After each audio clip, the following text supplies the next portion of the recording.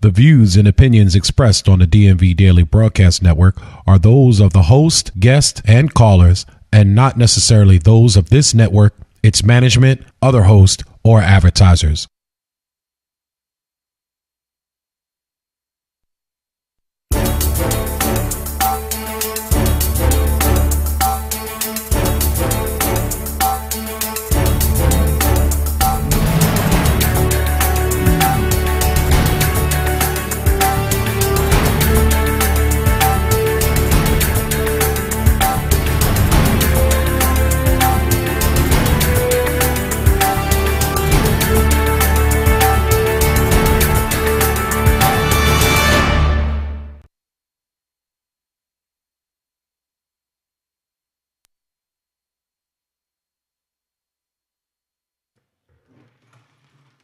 Good evening, Baltimore and DMV Daily fans around the country and around the world. Welcome to another stellar episode of the DMV Daily Radio Show. I am your producer, Brother Jason, a.k.a. J-Rod around here. Folks call me J-Rod. The guys are on their way, so just please bear with me. Just traffic is just crazy in this city, so especially, again, coming around. I know I'm always running late coming around Druid Lake Drive and that mess over there. I mean, I guess the bike lanes are well appreciated by those that use them the most, but I know that it definitely causes some serious congestions coming around the park. Well, folks, today is Let's Think About It Thursday. There's so much to talk about, so much to be discussed going on around Annapolis, around Baltimore City. I guess just starting things off with some of the topics that are on the table. And again, you can call in with your questions or comments. You can also text in your questions or comments to 410-819-2370. Again, that phone number is 410-819-2370. We'd love to hear from you. The DMV Daily Radio Show is nothing without you, our listeners, our followers. Apologize about yesterday. Big Facebook outage. I guess that would be one of the main topics of discussion today. Huge Facebook outage, not only affecting Facebook, but affecting Instagram, which they own, and also affecting WhatsApp that they also own as well. And I know there's been some talk by one of our presidential candidates about looking at some of these big tech companies and looking at breaking them up a little bit. Because they feel that they're too big. Do you feel that these companies are too big, especially after what happened yesterday by them owning Instagram, WhatsApp, as well as Facebook? Do you feel that by them being so big that they are susceptible to things like outages, data breach, privacy issues? And do you feel that they monopolize technology and monopolize innovation? There's one particular presidential candidate that thinks that that is the case and wants to look at possibly looking at breaking up some of these companies like Google, Apple, as well as breaking up of Facebook and their technology holdings. So, but yeah, big, huge Facebook outage yesterday. I don't know how y'all coped yesterday. I know we were panicking here yesterday because we couldn't broadcast on Facebook, but we did manage to broadcast on YouTube and Periscope. So if you have an opportunity, you can go to our YouTube channel, and I would definitely advise you to subscribe to our YouTube channel and become a subscriber. It'll let you know whenever we go live on YouTube. And a great alternative to Facebook whenever you do have a Facebook outage. And we were also on Periscope for those that use Twitter. Twitter has Periscope, which is kind of like the Facebook Live version.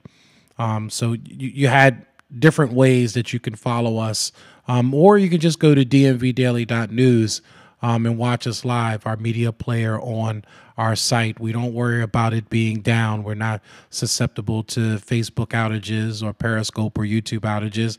That is our own media player. And whenever we go live directly to our website as well. So that's another great way to catch us if you can't catch us on here.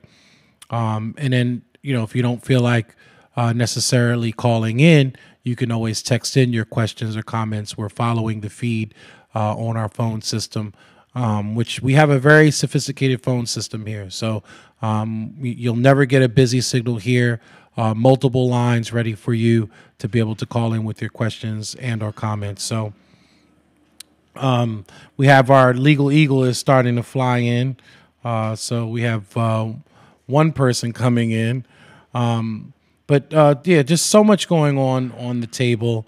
Again, big Facebook outage yesterday. We'll have an opportunity to talk to Ivan about what may be going on as far as the legal realm of things around the country and around Maryland. I know he's been involved in some very big cases going on. Plus, maybe we'll have an opportunity if you want to call in and talk about we're at 55 murders in Baltimore City. Although crime is down in most areas, unfortunately, robberies and B&Es, breaking and entries are up by 20% in the city. And we know that as far as shootings are concerned and as far as murders are concerned, we are also up versus last year. I think around this time, we were sitting at about 43, 44 murders. And right now we're sitting at 55. So huge challenges that our newly sworn in Police Commissioner Michael Harrison is going to have to deal with. And of course, as he said, it's not just going to take the police department. He's going to work on the customer service side aspect of the police department and making sure that they're answering calls in a professional manner and in a timely manner. But it's going to take, the village to be able to really resolve some of these public safety issues that we have. But before we move forward, of course, we have to pay respects to those that continue to keep us in our building and keep us broadcasting to you this great stellar program. We want to let you know that this program is being brought to you by that fine, stellar legal team known as the Bates and Garcia Law Firm, specializing in criminal defense, real estate, bodily injury cases. Bates and Garcia is Maryland's legal dream team. They get those wins. So make sure you get in contact with them today for your free consultation. Their phone number is 410-814-4600. Again, their number is 410-814-4600. Let them know that the DMV Daily Radio Show referred you, and they will hook you up with the homeboy and homegirl discount. You can also visit them online at batesandgarcia.com. Also, this show is being brought to you by those savvy political strategists at Politicom Strategic Solutions, who have mastered the art of political communications and have successfully gotten folks elected since the 1970s. If you're looking to run for office in 2020, then you got to get in now. This is the perfect opportunity to get in now and start hitting the ground. But if you're looking at starting to run for office, or you're looking at considering to run for office in 2020, make sure you give them a call today so you can get your campaign set up with a user-friendly website, integrated social media, campaign plan, and more. Their number is 240-242-7505. Now there is a homeboy, homegirl discount. Just mentioned the DMV Daily Radio Show is referring you.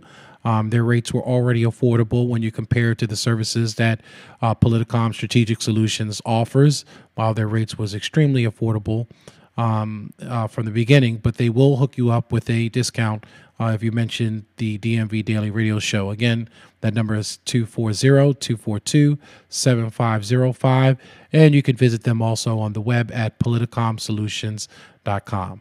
Also, this show is being brought to you by SEIU Local 500, where their motto is "Together We Rise," is not just a slogan, but a way of the union movement with SEIU 500. You could learn more about SEIU 500 and the union movement and see how you can be a part of this very active union within the state of Maryland. You can visit them at www.sciu500.org for more information. And if you'd like to just advertise your product or service on the DMV Daily Radio Show, or maybe even look at possibly producing your own radio show right here on the DMV Daily Network, and potentially reach thousands around the country and around the world. We have listeners, according to our data, listening around the world. And we like to thank those that tune in and watch us online and listen to our podcast. Right now, we have the Ivan Bates podcast, Law and Disorder, which is doing some great numbers. And the third episode was released this Tuesday right here on the DMV Daily Network. You could also find that podcast on all of your podcasting networks, Spotify, TuneIn, as well as iTunes. But if you're interested in producing a possibly hot podcast show, just like Ivan Bates, get in contact with us today so we can help you. We are definitely a hands-on production. We will help you as far as the music and graphics and production, just making sure that you're able to really bring your podcast into the best that it can be. And then, of course, we have the setup to be able to put your podcast on many different networks out there so that you're able to reach potentially thousands around the world. So give us a call today at 443-294-3900. Again, that number is 443-294-3900. And again, give us a call and we'll help you and assist you. Someone will get in contact with you and help you and assist you as far as advertising or maybe potentially producing a show right here on the DMV Daily Network. So our legal eagle has soared into the building.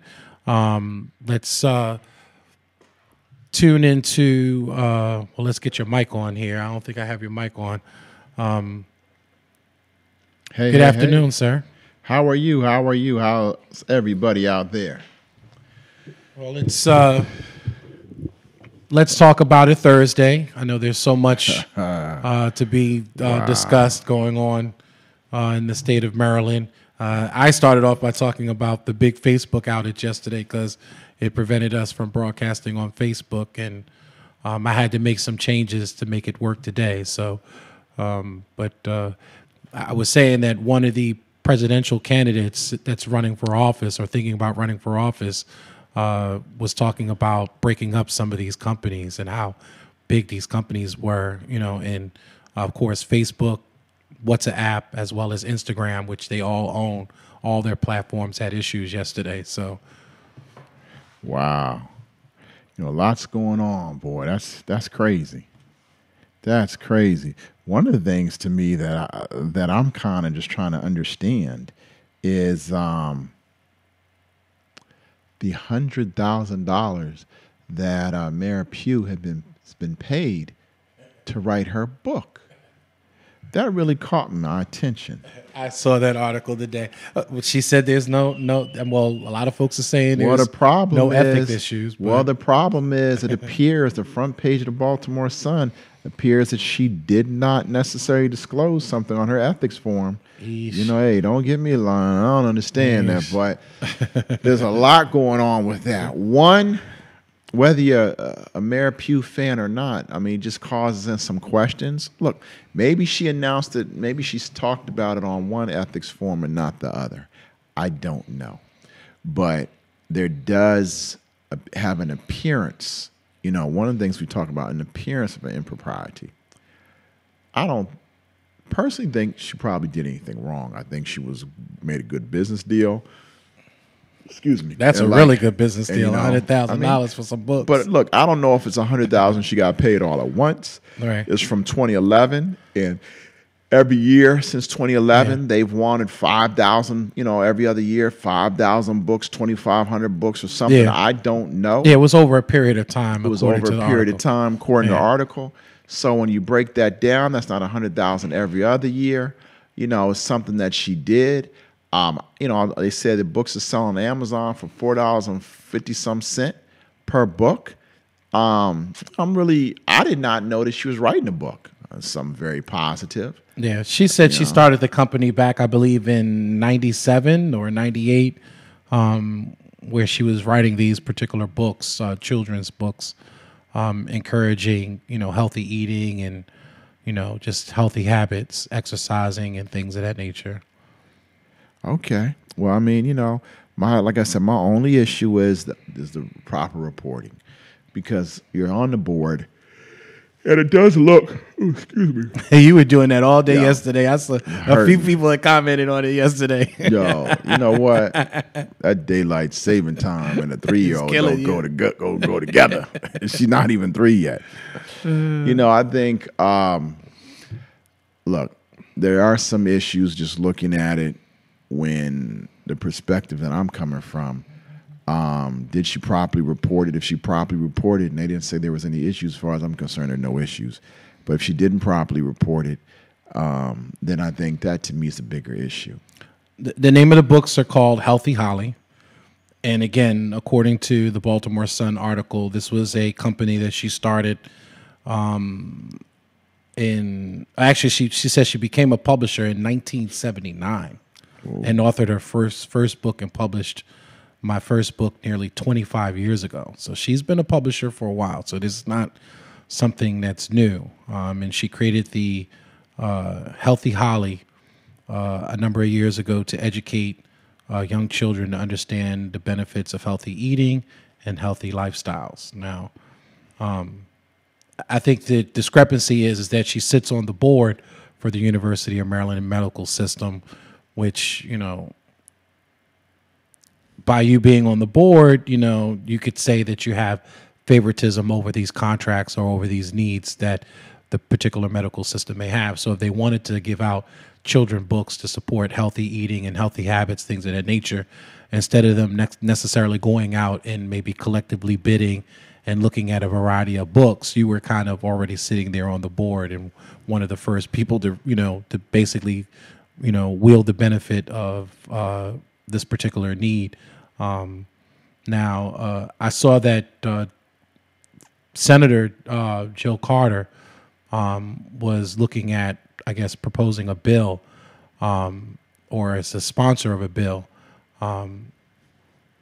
that, according to, I think she's sitting on the Senate Finance Committee, is scheduled to hear testimonies on Thursday afternoon on legislation that would make it illegal for board members to profit from contracts with the hospital they govern. So this is, already sitting up that's some flags. Interesting, because let's look at this. Jill Carter was the first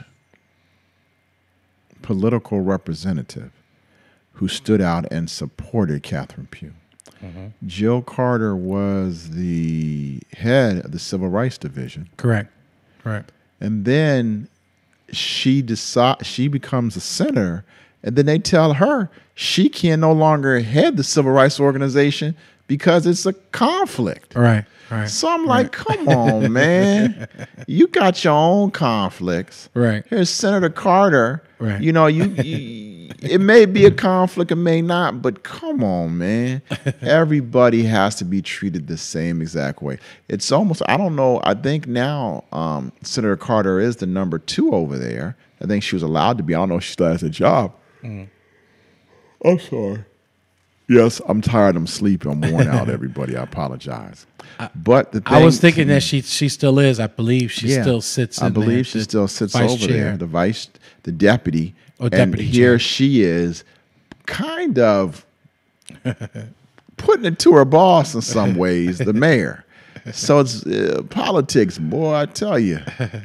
But is it a needed bill? Yeah, it is a needed bill because Kevin Rector from the Baltimore Sun tweeted something that all these politicians run around talking transparency, but very few of them are for it, and even fewer are for transparency that would even move a needle an inch. So I think that's important to really look and see.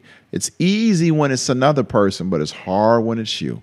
So, look, until I actually see a little bit more, I'm not willing to say that Mayor Pugh did something wrong. However, based on that one article that says she didn't report it on her her ethics report, yeah, I think there's an issue there.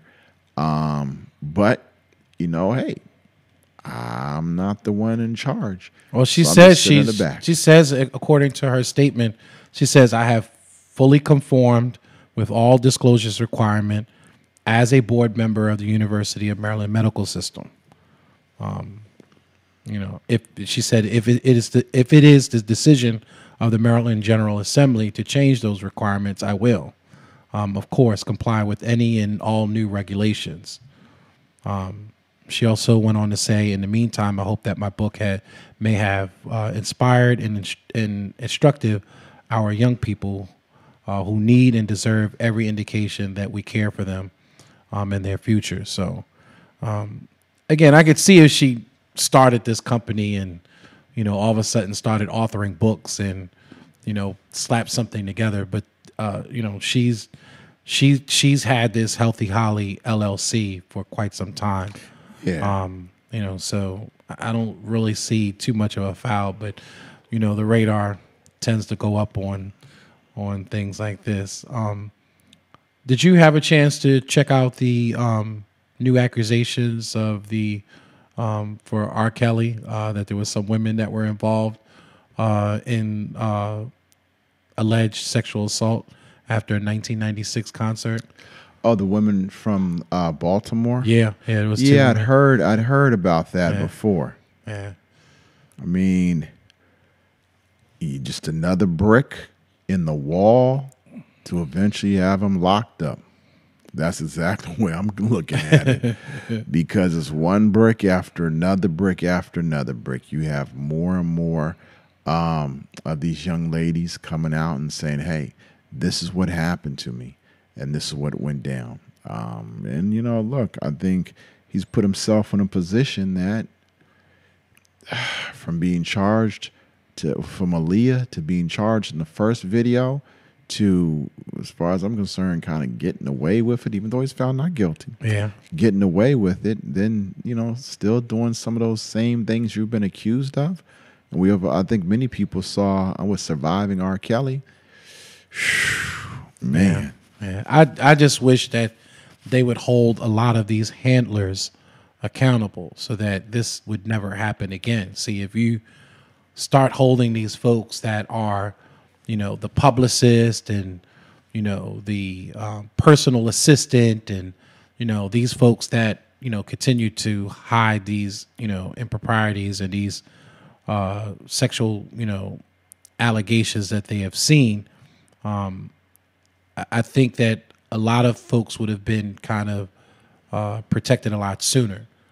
Especially there was one particular thing on the R. Kelly documentary that I saw where they were saying that they had opened up the room and it saw, him and Aaliyah in the bedroom together, and at the time, I think she may have been 17 or just turned 17, 16, 17.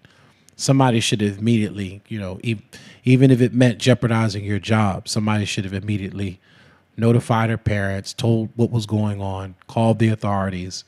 You know what I mean? You have to have some folks that are accountable here for what they saw, and I don't see that. I see everyone going after R. Kelly, but what about all the people that protected him and his entourage? That allowed a lot of this, sexual assault against these young children. I have to keep saying the word children because none of them were really adults. Well, I think the part of the problem is, I guess those people would sit down and say, hey, we worked for them, but we didn't have control of that. When you try a case, there are instructions that explain the law to the jury. One of the instructions is that seeing a crime, witnessing a crime, in your mere presence, there, no one's basically has to do anything. You're not required by law to stop it, or report it. But don't you become an accessory if you don't stop something from happening? It depends who you are. It depends your job. It depends all those things. Right. If that child is not in your caretaking function, but they are a child. So yes, there's some things that you need to sit down and report.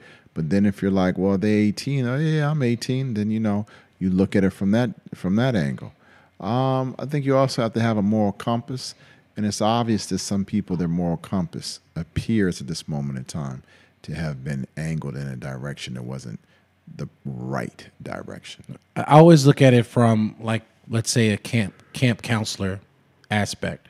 You send your children to, let's say a send away camp, and your children are minors.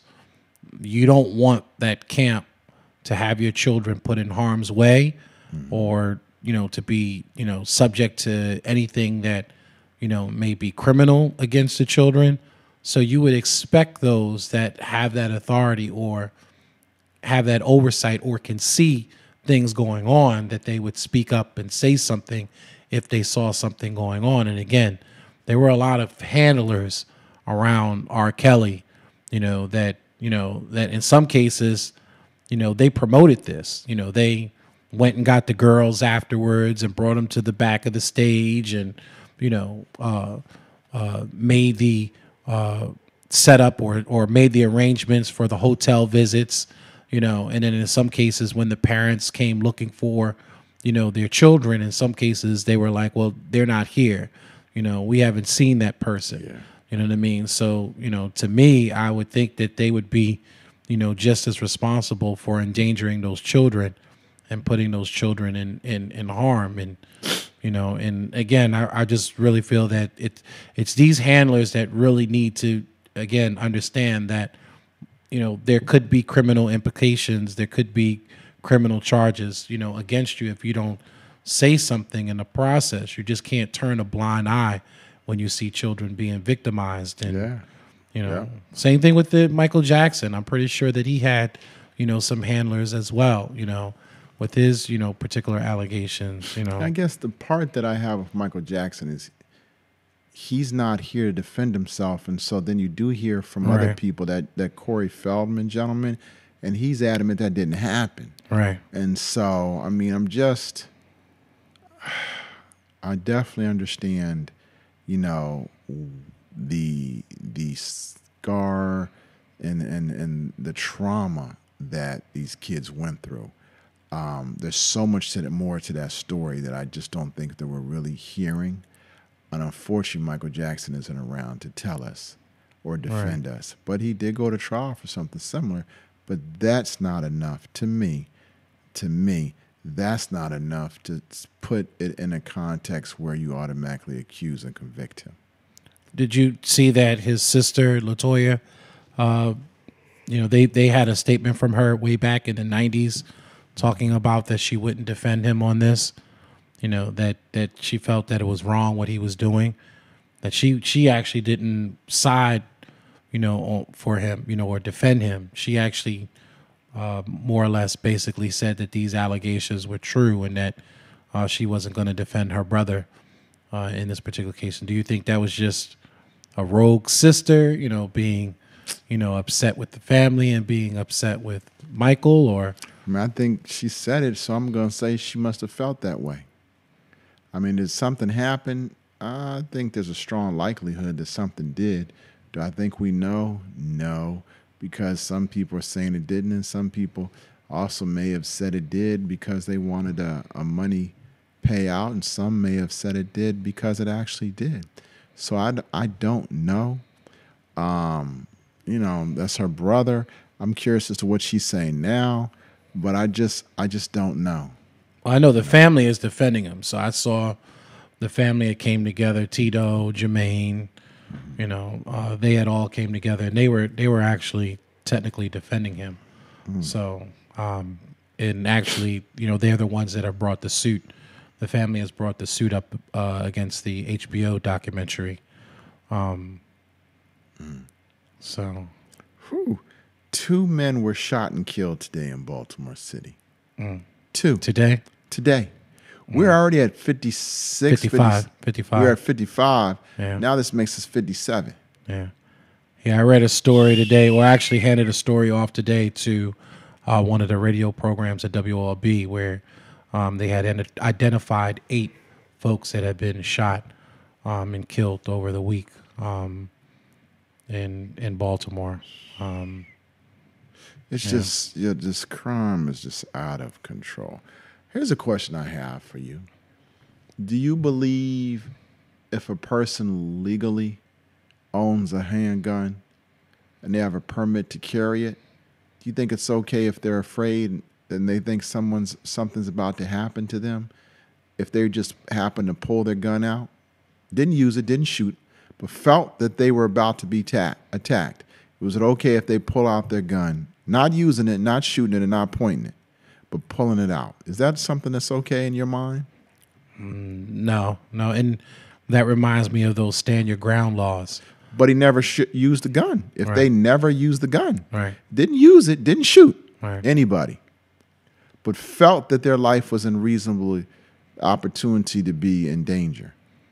Well, I mean, I believe that we should have the right to be able to carry it. So I'm definitely a big pro-gun person, and I will definitely admit here that, and I've said this many times, even on Radio 1, that there's been plenty of times that I've carried, although I wasn't supposed to, in Baltimore City, and was willing to take the risk of, taking the misdemeanor charge, because I wasn't necessarily using the gun in an act of, a crime. So, all I would get is, the possession charge, because it's a registered firearm. So, but there's been some times that I've been afraid, especially operating business. Well, what if a person had a permit to carry the gun, and then someone came upon them in the community and made them feel afraid, and they didn't point it at, but they just brandished it. They just brandished to the point they pulled it out just in case, but they realized there was no threat. You see something wrong with that? Not necessarily, no. I mean, because again, the streets, I give you a perfect example. So I again, especially operating a business, I would carry it. Now, I didn't necessarily have the right to carry it in the store, but you best to believe many a times in the Metro PCS, I carried a weapon in the store. It was on Mother's Day. I was by myself. A young man came into the store with his hoodie up, tied really tight around his face, with his hand underneath his shirt, and started walking up from the front entrance to the counter. It basically was walking with that, kind of, I have a weapon on me. And if it wasn't for the fact that I met him match to match with whatever he was going to pull from underneath his shirt, I pulled out first and I brandished it. And I told him, I said, young man, I said, I'm suggesting you take your hand out your dip right now before I end up having to shoot. And the young man ended up taking his hands out of his dip, putting his hands in the air. And I told him, now turn around. And I ended up opening up the door, escorting him out, and kicked him out the store. I actually broadcasted this video afterwards on Facebook of the incident that had happened. I didn't want to kill nobody. I don't think I ever want to necessarily have to be in that position to do so. But I think if he would have reached and would have made a wrong move, I think I probably would have had to.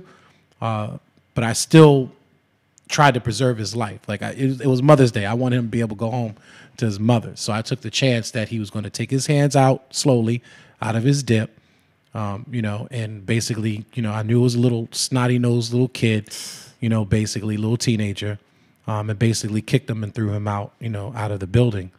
But if I didn't have that at that time, I don't know what the circumstances might have been. I might have been robbed. I might have been sometimes.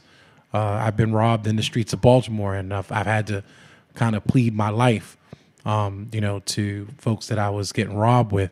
But they're busy talking back and forth to each other, and they're basically saying that we don't want to necessarily leave no witnesses, because I've seen their face. And I'm like, look, I ain't gonna say nothing. Like, take everything. I got some children at home, babies I gotta feed. Please don't kill me. You know what I mean? But it's hard to, I know that there's some states that they have concealed, and some folks argue that they're better off, like Texas and Florida, because most folks feel that there's a threat, to be met.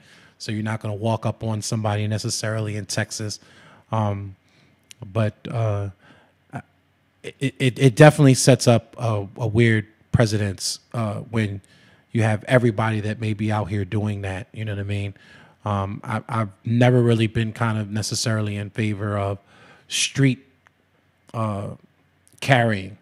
I definitely believe in, you have the right to protect your home. you should have the right to protect your business.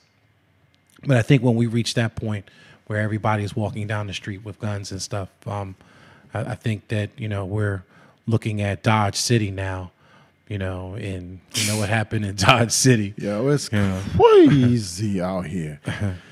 Let me ask another question we talking about. We talking about our educational system here in Baltimore City and how it's failed the children, how it's failed everybody. What do you think about what you're seeing with the wealthy parents, most of which are not African American or minorities? Actually, I don't think there are any. I don't know. And how they're paying for their children to be able to go into the university and colleges. Yeah. Oftentimes, it's the same people who make the same argument against affirmative action. Isn't this actually really affirmative action at its highest level, the type of thing that the affirmative action is supposed to stop and prevent? Yeah, well, I'm glad that they're going after these folks, but I think there's always been that, kind of pay to play kind of mentality at a lot of these universities. You hear rumors of, someone's father, that may have wealthy money, buys a library for the university, or buys a new gym, or buys a new annex, for the university, and of course that kind of gains entry of their children getting into the school. But I think we've always been this kind of pay to play society, unfortunately, and money, unfortunately, has a tendency to taint and to kind of distort the legal processes.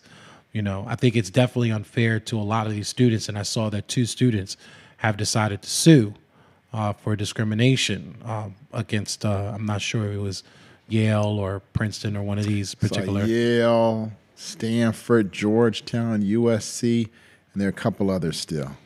I saw that some students were looking at suing, because they felt that it was discrimination, that they, worked hard. And again, that really undermines those that tried to do it the right way, that had good grades, that studied hard. You heard some cases folks were sitting in for the SATs, and actually taking the SATs for them, like, doctoring of photos with Photoshop to make it seem like their children were these, elite athletes.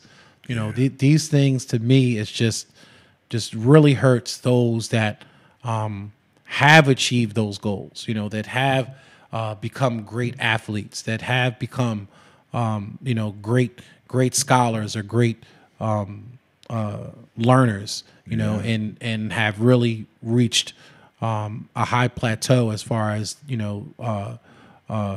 education is concerned. I think it really undermines them. It really does more hurt to them more than anything. And hopefully, with them coming down on some of these folks and filing criminal charges, hopefully, and because of the exposure of this and the criminal charges, I think you'll see that a lot of universities are going to have to change the way that they admit students and validate students coming into their universities. So hopefully this will allow those that have achieved excellence to be able to, go on and get into some of these elite schools. But again, we've always been this pay to play, society, unfortunately. And, because of that, it does open up that room for folks to, be able to cheat the system or cheat the process if they have wealth, if they have status, if they have the ability to pay entry, unfortunately. But yeah, it bothers me because I was reading a story about a group of kids that are at a charter school in a poor section, I think, of Kansas. And these kids are predominantly African American. They fought from 5th grade to being a senior. And one of the young ladies was accepted to the University of Chicago, but she was waitlisted or had to hear from Stanford, USC, and I think one of the other schools, or maybe Yale and maybe Stanford. And she was so upset because she's been working, she's been struggling, she did it the right way, the hard way. She woke up early every morning. She didn't have the same advantages. She didn't have a tutor. She didn't have the opportunity that so many of these wealthy children have. But yet she put herself in that position. And now you see this. And that's one of the things that has me absolutely floored to have watched court case after court case after court case whittle and take away some of the protections that affirmative action tried to do to level the playing field. And in fact, affirmative action was happening the entire time for the wealthy. And that's what this case totally tells me. If you have the money, affirmative action is all about you, because you don't get in on your merit, even though with us, with affirmative action, you still had to have the merit to place yourself in a situation to be able to be in. But this is worse than anything that we've ever seen with quote unquote affirmative action. But the same people that were against affirmative action are the ones who have done something worse. They lied, they cheated the entire time period. So now what you see, like, oh, well, don't hurt my child. Your child didn't deserve to be there in the very beginning. They didn't. Now the schools are like, oh, well, you've hurt and tarnished our reputation. No, you tarnished your reputation. You know, when you sit and you look, and these schools are hiring these professors, they're hiring some of these coaches. They have to sit down and think about that.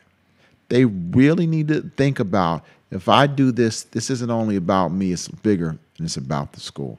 So I'm glad the young people are still in the schools, and I hope every single graduate of those schools sues the schools as well.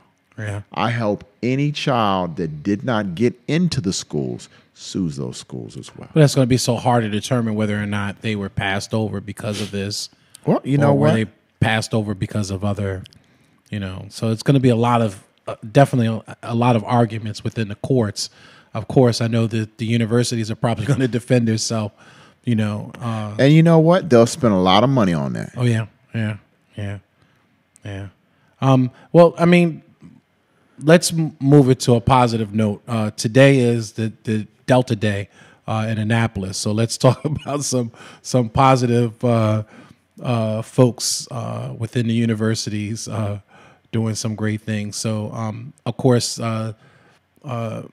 today is what they call Delta Day, when the Delta Sigma Theta sorority actually goes up to Annapolis, and they go up there to try to legislate and try to lobby for many different issues that are going on. So this year they're looking for some of the topics they're looking at exploring are the effects of criminal justice reform and gun control. They're looking at that, assuring that your vote counts, voters, and looking at the voters count, making sure that your votes count. They're looking at voters' rights as well as gerrymandering, and moving towards a more equitable, inclusive educational system. And also they're interested in the census count for 2020, and how healthy equity impacts a minority population. So these are some of the things that they're doing on Delta Day up in Annapolis. So shout out to the Deltas for going up there and being a part of our system. And on the line, we have our union boss up there in Annapolis doing great things as well. How's everything going there, Mark? Well-a-tee. Happy Thursday, everyone. Hey, what's up, my brother? If you're looking for something positive out of Annapolis, you called the wrong phone. Okay, this is. Well, yeah, I saw Senator Corey McCray and Senator Corey McCray posted something about the third reading of the 15 fight for 15. Yeah. What happened? Yeah, the bill passed 32 to 15. So that's out of the third reader. Yeah. Okay. So now it'll go. the House and the Senate will negotiate about what's the, which one of their which one of their bills will be, and then they'll have to come back. So it's not done yet, but it's a big step. And look, I've put out a statement today, and I've got an op-ed running tomorrow. It's really painful for me in many respects to be on the other side of advocates on this, but this bill is just a flaming dumpster fire of a bill that's been completely watered down. I mean, we should be embarrassed to say that we passed a bill that doesn't take effect for 9 years. I mean, 9 years. Think about how long that is for people. You know what I mean? But each year it does go up by a certain amount. Yeah. Well, it goes. Well, the start of the increases is delayed 6 months, so it doesn't even start increasing from 1050. Instead of being October of, instead of being July of 19, it doesn't start until January of 20. And then over the next 8 years, it'll increase from 1050 to 15. So 50 cents or 60 cents a year for 9 years, and then you get to 15, and then look, we're where we're started from again. It's not indexed, so it's not going to keep going up. We're going to have the same fight in 9 years, and I'm going to be too damn old in 9 years to fight for this damn thing. This should have been this should have been taken care of this year. This was the year to do it. A lot of us did a lot of electoral work to change the math in the House and change the math in the Senate. We got rid of some, conservative Democrats because they didn't want to do the right thing. We got rid of a couple of Republicans that didn't want to do the right thing in the Senate. We got rid of more than a few Republicans in the House that didn't want to do the right thing. We set ourselves up to move.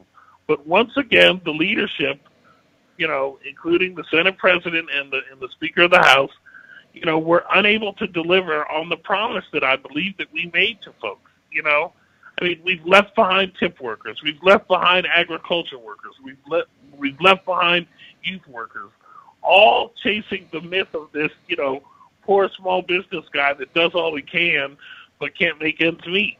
We're setting state policy around Jason Rodriguez, his friend that owns 6 restaurants and only makes $4. No, but you got to look at the impact again. New York right now, they're claiming, is facing a restaurant workers recession right now. And one of the things that is really being considered up there in New York is to toughen the laws up for scheduling, toughening the laws up as far as unwrongful firing is concerned. But these have been things that, again, Mark, I don't argue the $15. I don't think it should be something that's done statewide. I think that in some cases, the restaurant industry should come together and form a union, and have representation of the union, because that's what the union would have done. Would it protect as far as scheduling was concerned? Would it protect as far as unwrongfully firings were concerned? And that's not something that you're going to get at a state level unless you go back and you amend the bill, or you go back and you make other laws to try to protect workers in the process. And that's what you're seeing in New York, and that's something that you're also seeing in Seattle, is that, since they've moved to $15, $16 an hour in Seattle, that workers aren't protected anymore, and that employers are victimizing. Going to $15 an hour doesn't remove any protection from workers. Right. I think you may have you're reading page 3 of the talking points from the Chamber of Commerce instead of page 2. You're reading it out of order. No. I'm saying that some of these things have always been left to collective bargaining. You understand? And there's strength in collective. Not in the restaurant industry, but you're absolutely right. All workers would be better off if they had the protection of a union. Correct. And that's obviously what we're fighting for. But at the end of the day, there ought to be some minimum standards for what an employer has to do, because understand the result of paying people less than they can afford to live on. What do these people do? I'll tell you what they do. They go to the Department of Social Services and they get food stamps. They go to the Department of Health and they get Medicaid. They go to the Department of Housing and get a housing voucher. They go to the Department of Human Services and they get a child care voucher. You know, like the government is paying for these billion-dollar corporations that won't step up to the table and pay the employees what they're supposed to have. And if your president has his way with his $4.7 trillion bill, you know, you may not be able to get food stamps and housing. Right. Then you really, if you don't raise wages and you remove the safety net, then you're really talking about a freaking crime problem. You think you have a crime problem now? Wait until you've got folks that work every day, all day, 40, 50, 60 hours a week, and still can't afford to feed their kids. You know, it's unconscionable that a multi-billion-dollar corporation like Walmart, and as we saw last year, a multi-billion-dollar endowed institution like Johns Hopkins, is paying folks that have been there 20 and 30 years $10 and $12 an hour. Maryland University too. Right, absolutely. They're too busy buying the mayor's books to pay their orderlies what they're supposed to. You know, I didn't think he was gonna go there. It's unconscionable. It really is. I mean, this shows you. I mean, the University of Maryland is down in Annapolis every year crying poor mouth. You know, Dr. Wasserman hasn't eaten in 3 days because we haven't been able to get enough state money. Meanwhile, they're giving, $1.8 million in contracts to Frank Kelly. People are going on and on about the mayor. And, look, I as much as I love Catherine Elizabeth, that is my girl, but that deal stinks. She ought to be ashamed of herself. Well, let me ask you. It does stink. Yeah. But let me ask you. It does stink. But do you think it's something? Have you seen that book, Ivan? Have you seen that children's book? I did look at it. I mean, Healthy Holly. Healthy Holly. But let me ask you this: is it something? Is it more about the deal, or is it that she did something unethical, potentially, possibly criminal? Well, again, you keep saying unethical, but that's not the case. She disclosed everything, so it's not necessarily unethical. The problem is the Baltimore Sun has reported that she didn't disclose on her ethics report. A month ago, maybe not on the ethics report, but she says she's disclosed it. Never disclosed any of it. She did not disclose. She didn't even disclose the fact that she sits on her city disclosure forms. She doesn't even disclose the fact that she sits on the board. Never mind the arrangement about the book. Now that's different. This is going to be a problem. Right. This is going to be a problem for her. And you know what? It's not her fault. Catherine Pugh isn't sitting up at night filling out her own disclosure forms. Heads need to roll down there at City Hall. Whoever was responsible for filling out her disclosure forms, if you let Sheila Ann tell it, that's what she got in trouble for. It wasn't buying DVDs with her Best Buy gift card. It was the non-disclosure. Correct. Okay, now, Catherine, you saw what happened to Sheila, and you're going to turn around and do the same thing. And again, this is not a failure of Catherine. This is a failure of her staff. Some of those folks ought to be packing their bags and getting the heck up out of Holiday Street. You make plenty of money down there. Right. Okay? Those staffers are not underpaid. They ain't making $15 an hour or $10.50 an hour. Those are some high-paid jobs at City Hall. Right. They don't make enough to lure me over there, but they make enough that they should be filling out her disclosure form. Right. But do you think this then now sets her up for possible prosecution for ethics violations? I mean, well, I don't think that, I think at the very least she's going to have to pay a stiff penalty for non-disclosure. I mean, there's no question but that. There are things that she was supposed to disclose on that form. Look, I serve on the Wage and Hour Commission, and the staff from the Wage and Hour Commission, they don't pay me, 3 loose Newports. The Wage and Hour Commission staff is always chasing me around. You got to fill out this disclosure form. You got to disclose. You got to disclose. I ain't got nothing to disclose, but I've got to disclose that I have nothing to disclose. Right. This is just. I think it's unconscionable. This also brings up another question. By you sitting on the board, what else have you kind of played favor to for the University of Maryland medical system? Sure. What else have you lobbied for, and supported for? I don't think elected officials should be serving on the board of a community institution like that because the University of Maryland has all kinds of interests. Look, University of Maryland has been trying to shut down my little watering hole, my happy hour watering hole, for 6 or 7 years.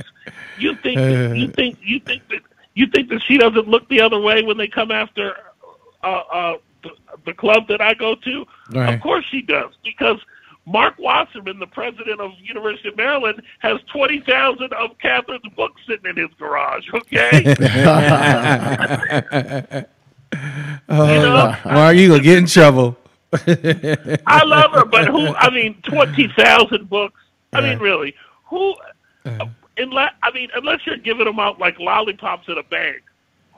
What are you doing with 20,000 books? I want to know where 20,000 books are. Well, they said they were giving it away. They were giving it away to children to support healthy habits. I mean, 20,000 of them. Yeah, it doesn't sound. I mean, well, again, Maryland University has their own children's hospital. So, and I know.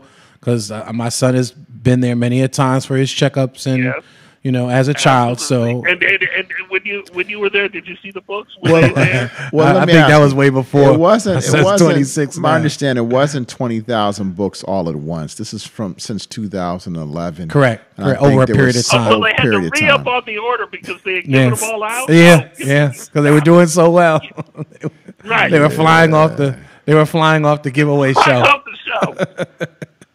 This is $100,000. Right. Yeah. And she said she didn't really profit that much. She said by the time you put in the publisher, the illustrator, she barely made 10% off of it. Yeah, she said $20,000. That would be $4,000 more than she's allowed to accept as a campaign contribution. Right. If the University of Maryland wanted to give her something, they could only give her 6. And she only made 10%, which I don't believe. And that's what that's what really brings the question up. Was this necessarily something as a campaign favor in hopes of you, supporting you in the Senate? Because again, she had legislative power in the Senate. Right. Go ahead. I've been around long enough to know that that's not the way the thing goes. Wasserman doesn't call you and say, "Look, I'm trying to get you 100,000. What I'm gonna do is I'm gonna buy 20,000 of your books, okay? And then I'm gonna get a check over to you for 100,000. Are we good now?" That's not how any of this works. What happens is she's serving and looking out for their interests, and so they're looking for a way to look out for hers. To thank her. Right. Right. So then this deal gets cut. What do you got? Oh, Catherine, you got a book? Oh, we want to hear about it. But that's also Healthy Holly. This is, but that's also to gain support. Right. Girl, you're from Baltimore. You should write a book about bald-headed Becky and African hair care. Who is Healthy Holly? But anyway. But again, that's to gain her support. And if you're gaining her support, of course, you're looking at gaining her support legislatively, zoning-wise, and any other particular city matters that may come up, for the Maryland University system. So, and again, that's where there's a thing. There's a that thin line. There's a thin line, and obviously people like Blagojevich in Illinois crossed it. He got caught on the phone saying, "How much you going to pay for this U.S. Senate seat?" That's where you cross the line. But, this rides right up on the line. I'm not, I am always clear that I'm not an attorney, so I don't know whether there's necessarily criminal culpability there. But it certainly stinks. It's certainly unethical, and it certainly should be, at the very least, something she should have disclosed. Right. It should not be something the Sun can. And look, this gives an opening. I am clear that the person running against her is going to be talking about this.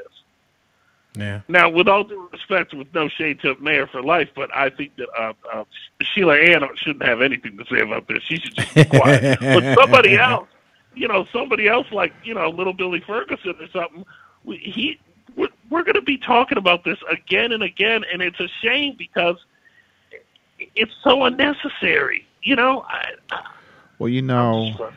I don't think that it's anything criminal.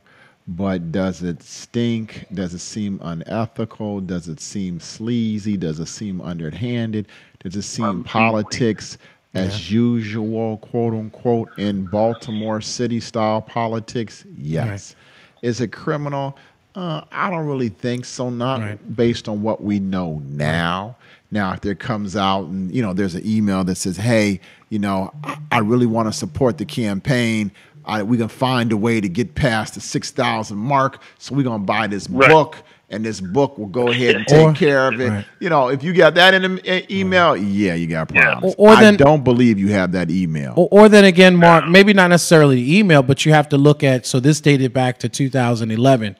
At the time, she was a state senator, correct? Yeah, she was a state senator, but because you have to look at whatever legislation or policies may have come across the desk that she may have been in favor of. She was the state senator. She was the majority leader, and she was chair of the health subcommittee of the finance. I don't know. See, that rabbit hole seems a little deep there. Well, look, she was probably one of the on health issues, health financing issues. Right. She was the go-to person in the Maryland Senate. It doesn't look right, even if she never.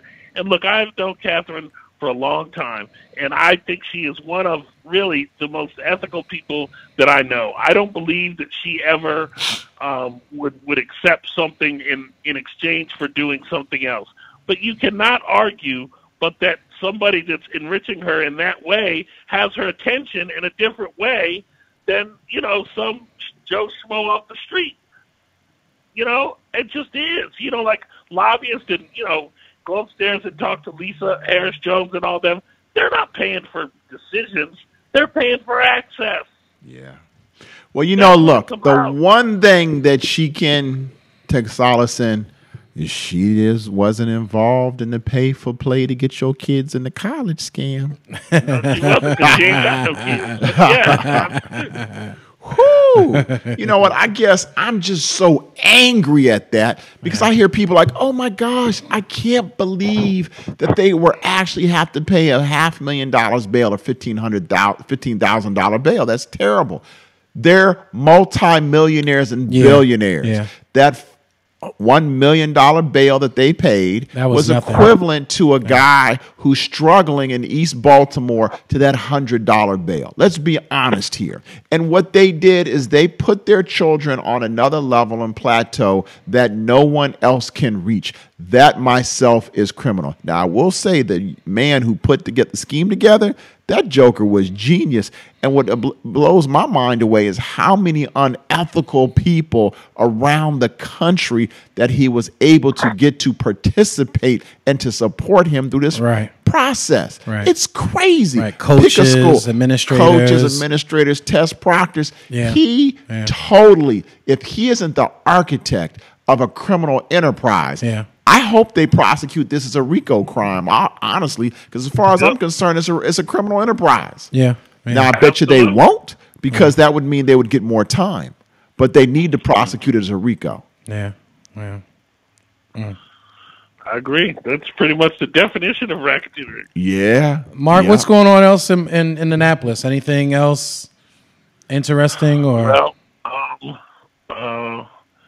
Well, there's the Fight for 15, and then I've gotten very strong indications that, especially if Kerwin goes the way that we think it's going to go this year and results in real help for Baltimore City, the main man for Baltimore education in Annapolis is a young man by the name of Bill Ferguson, and he's going to run for mayor on that platform of education.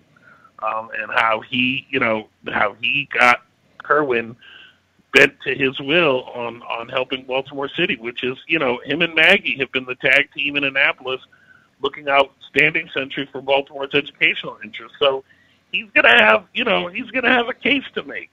In addition to the fact that this is a free throw for him. He can run for mayor, and if he loses, he's still senator. If he wins, he's the damn mayor. Oh, that's right, because it's an off year. That's right. Look, I got a problem with that. If you want to be the mayor, give your day job up. If you want to, you need to give your day job up. And if you're not, then you're not doing right by the constituents. Like Arizona resigned to run. Some states have resigned to run laws where if you're going to run for something else, you got to give up the job you have. Well, you know what? I would want to make sure I'm going to reach out to my senator to put that law in. Oh, it's Bill Ferguson. Well, here's the problem. When they do it in states, they have done it through referendum because, lo and behold, elected officials don't usually vote to limit their own options. So, nobody's going to put that bill in Annapolis because they're probably going to get stabbed up in the bathroom, Yeah. It'd be like, putting in a bill to stop, pay raises. Hey, what are you doing? Yeah. We're a team here. Mark, I'll tell you something else about that really struck me about this minimum wage bill that really pissed me off is that there's this whole structure in Annapolis, and this is how leadership becomes so powerful. But it has worked in our interest in a lot of ways, in that no matter how conservative you are on whatever, if you're on a committee or if you're part of leadership, you are supposed to support the finished product of the committee on the floor, no matter what. You don't vote for any amendments, whether you agree with them or not, whether it's an amendment from the liberals or from the conservatives, it doesn't matter. Leadership and members of the committee from which the bill came are expected to vote in lockstep behind the bill. That's why we couldn't get a vote on any of the liberal amendments, because everyone said, I got to stick with the committee. I got to stick with the committee. Well, lo and behold, last amendment of the night, Katie Fry Hester, a new Democrat from Howard County, stands up and offers an amendment to move the definition of small businesses from less than 15 to less than 25, which would mean, you're expanding this whole, up to 25 employees you would have until 2028. This was a bill that would have significantly weakened already a weak sauce bill. And she was not only allowed to offer the amendment, allowed to ask for a voice vote, but two members of the Finance Committee that passed the damn thing voted in favor of the amendment, Kathy Klausmeyer and Pam Beidel from Anne Arundel County, and Bobby Zirkin, who is the committee chair of JPR. It's unheard of, honestly, for a chairman to vote for an amendment to another chairman's bill. It's just not done down there. And that's why I'm so frustrated, is that there are rules that keep the progressives in line, but whenever the non-progressives feel like breaking them, they do. You saw that yesterday with the Baltimore City Hopkins Police Force. Everyone said, yes, Mary and Jill, you have very good points, but this bill came out of committee this way, and I have to support it on the floor because that's the work of the committee. Okay, well, so you can't support that, but she's allowed to do this. Wow. It's just really, I'm honestly, I'm so frustrated. Mark, I see a bill of final passage was just decided on this week as well. The gender neutral on the Maryland licenses was passed this week. Yes. Also, I don't really get that. I mean, look, that's an important advance forward for folks who don't identify as male or female. I'm so glad Hassan isn't on the show, so I don't have to go after him on this, because I know how he feel about that. But it's something that is a small thing and really does not, I don't think, affects a lot of people, but it's something that that really means a lot to a very small segment of the community. And so I say, why not? I don't think it should be a priority in the governor's legislative packager, but it's a bill that makes life a little bit simpler, a little bit easier for a small number of Marylanders, and it doesn't cost anyone anything. So I'm glad it passed. I think it's good. I say live and let live. If you don't consider yourself male or female, if you're a Z or whatever they call it, well, God bless you, honey. It doesn't impact me. I know who I am. But again, it shows that Maryland is a very progressive state and willing to, at least as far as that. Correct. Not in terms of a minimum wage, of course, but in terms of not making people identify on their driver's license whether they are male or female. Yeah, we're at the head of the pack on that. And for disclosure here, I didn't send any literature to any of the representatives in reference to non-support of the $15 minimum wage, so they don't have none of my talking points. Congress speaks for you on that. I already know that. You're hiding your hand. Probably, and you got to include the Maryland Restaurant Association and the Maryland Merchants Association. So all those folks, the retailers, and they come to. I mean, anything you do in Annapolis, if you were to say let's give every worker another penny an hour. They would line up at the door to testify. This is the death knell of business. I'm going to have to close. It's a penny, lady. Will you be quiet? No.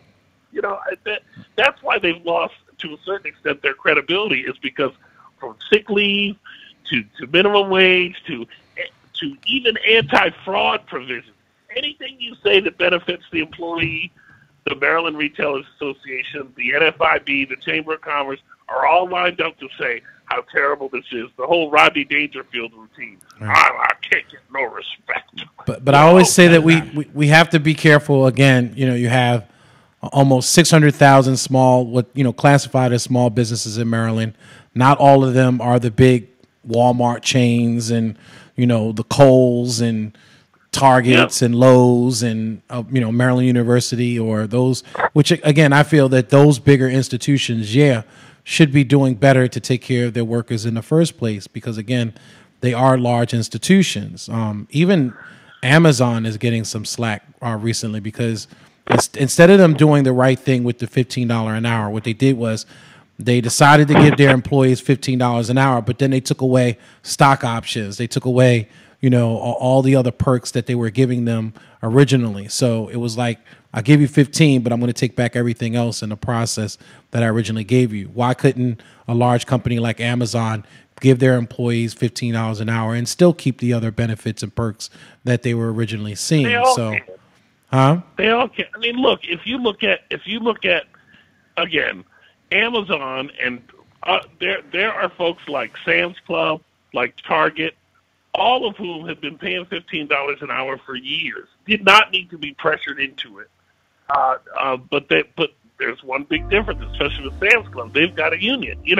There are ways to get this done in a way that doesn't destroy your business, but they just decide not to. You know what I mean? If I can make even more than I have, then why not? Well, you have businesses that don't have unions that pay fair wages. Again, I could think of Costco's as a great employer. And again, although they do start you off at $13, $14 an hour, they still will progressively move you up.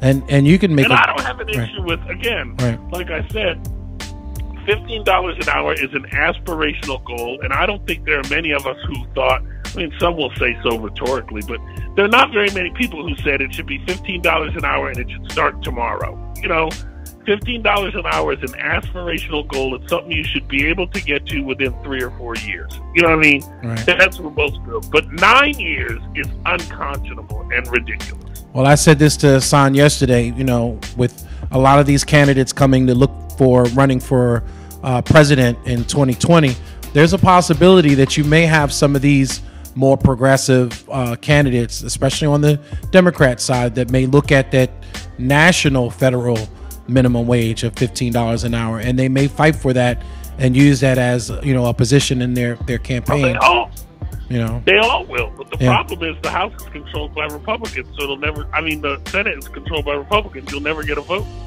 Yep. You'll never see a vote on the floor on that. But if you start off, you get a president in there that's, again, moving in that direction, and then maybe even look at, and you get a good Senate, then absolutely it could happen. Right. Yeah. Well, I will take us out, Legal Eagle. Well, want to sit down and thank everybody for listening to us. It's been a great day, great time, great conversation. We want to make sure you stay alert, stay happy, stay blessed, and most of all, stay safe. On behalf of everybody, Mark, you want to say who we need to free? Free Keith Davis. All right, now. Take care. See y'all tomorrow. Yes. That's right. See y'all.